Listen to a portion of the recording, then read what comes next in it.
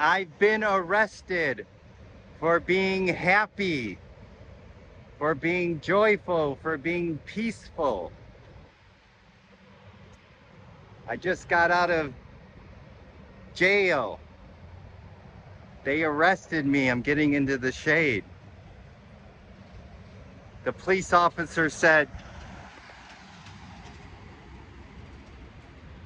Why why are you happy? Why are you smiling? Why are you joyful? What happened? Did something good happen to your life? Did you win the lottery? Did you meet the person of your dreams? Did you get your new house? Did you get the new car? And I said, officer, no. I'm just naturally happy. And he said, there's no way. You're probably on drugs. I said, no, officer. It's naturally occurring after you wake up, after you have a spiritual awakening. He's like, no, you must be drunk then because you're slurring. That's funny. So obviously, no, I wasn't arrested. I'm just having fun out here playing with that idea. But the idea that, there are people in this world who are just naturally peaceful, naturally joyful, naturally happy and content just because, just being present. Nothing externally is happening to them that is doing this. It's an internal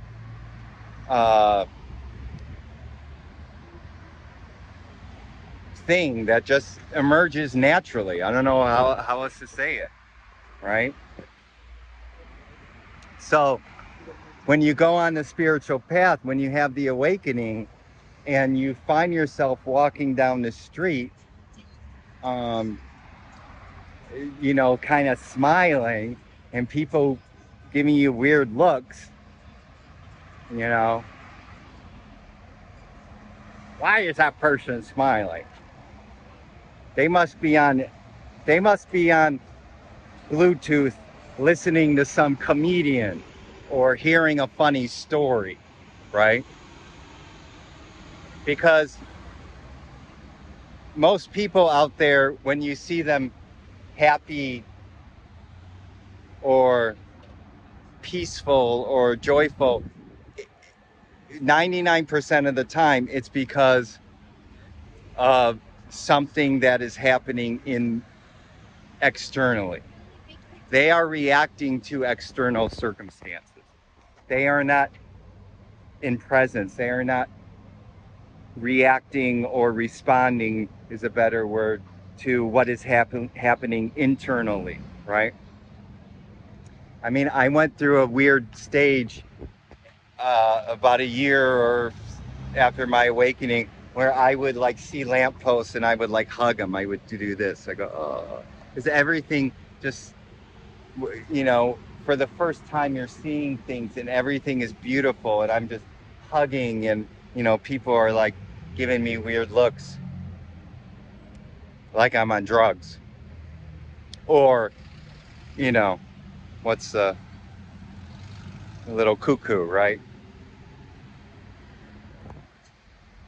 No one in their right mind would go up to a lamppost and hug it and give it love without some mental affliction, right? So this could also be a little disconcerting to you, when you're in it in the beginning, because it's so new and fresh to you.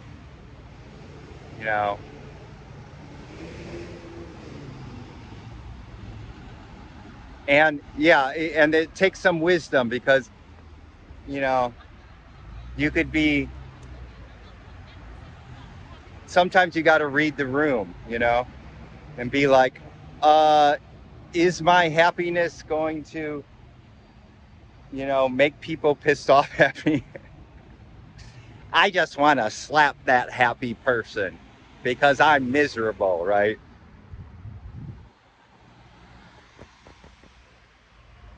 So, um, yeah, so it's just this really you start getting used to it. So, you know, I don't hug lampposts anymore usually, you know, except for right there.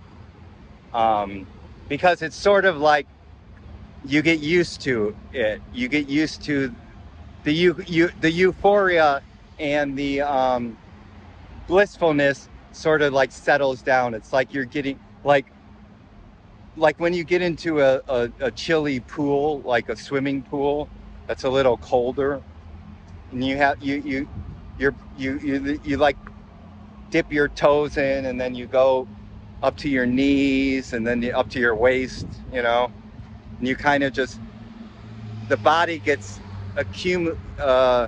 acclimated to it, right?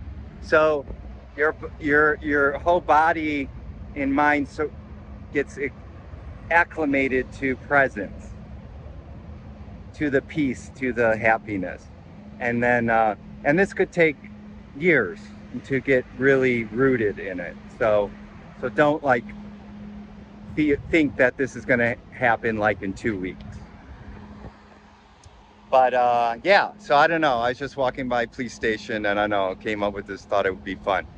So because you know the world out there, and then they become suspicious of you. You know, why is Joe acting so happy all of a sudden or peaceful? He's not criticizing other people anymore. The boss, he's not that asshole. Joe isn't acting like an asshole anymore, right?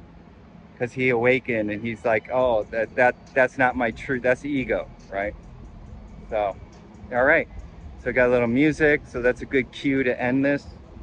So don't worry, be happy, and thanks for watching. And until we meet again next time in this beautiful, wonderful, hugging the lamppost, happy for no reason at all now moment.